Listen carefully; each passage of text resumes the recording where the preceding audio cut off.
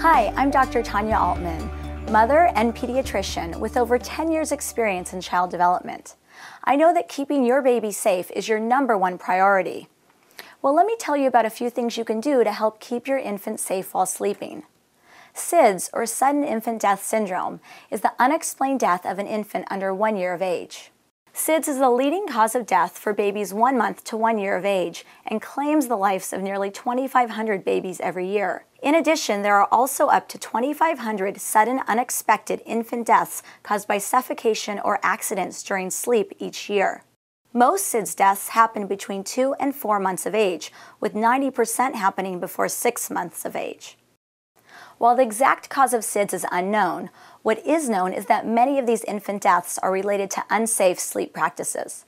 Thankfully, you can take action to keep your infant safe while sleeping. Remember these 5 key steps to help reduce your infant's risk for SIDS or suffocation. Make sure your crib is safe. This includes a firm, tight-fitting mattress and tight-fitting sheet. You should be able to place only 2 fingers in between the mattress and sides of the crib to ensure it is tight-fitting. Remove all soft bedding and toys from your baby's sleep area. This includes loose blankets, bumpers, and positioners. The American Academy of Pediatrics suggests using a wearable blanket as a safer sleep alternative. Place baby to sleep on his or her back at nap time and at nighttime. Since the American Academy of Pediatrics and the National Institute of Child Health and Development made this recommendation through its Back to Sleep campaign, the number of SIDS deaths has decreased by 50%.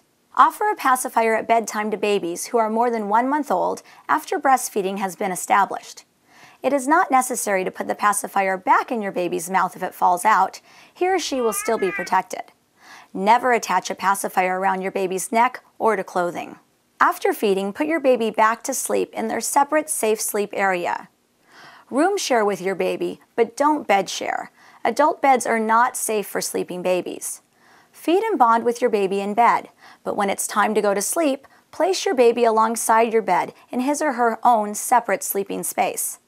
This will make breastfeeding easier and help reduce the risk of SIDS, suffocation, and accidents during sleep.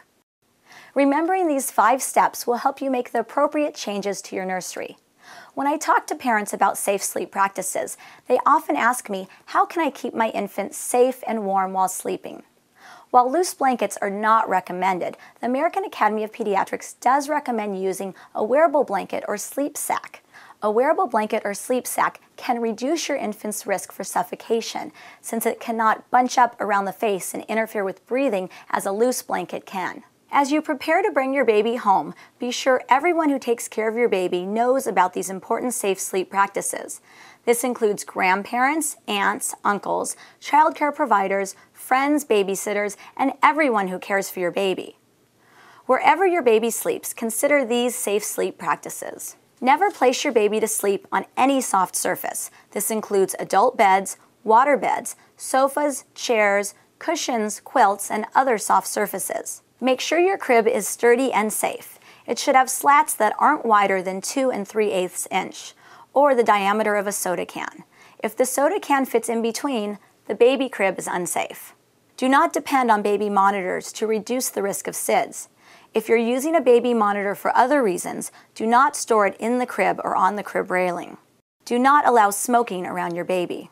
Do not let your baby overheat. Dress her in light sleep clothing such as a wearable blanket and keep the room temperature comfortable between 68 and 72 degrees. Provide tummy time when your baby is awake. Your baby will learn to lift her head and gain strength in the upper body muscles.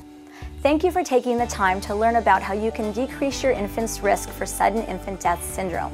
Safe sleep education is crucial in reducing the risk of this syndrome. To learn more about SIDS prevention and safe sleep education and the Halo Sleep Sack wearable blanket, visit halosleep.com.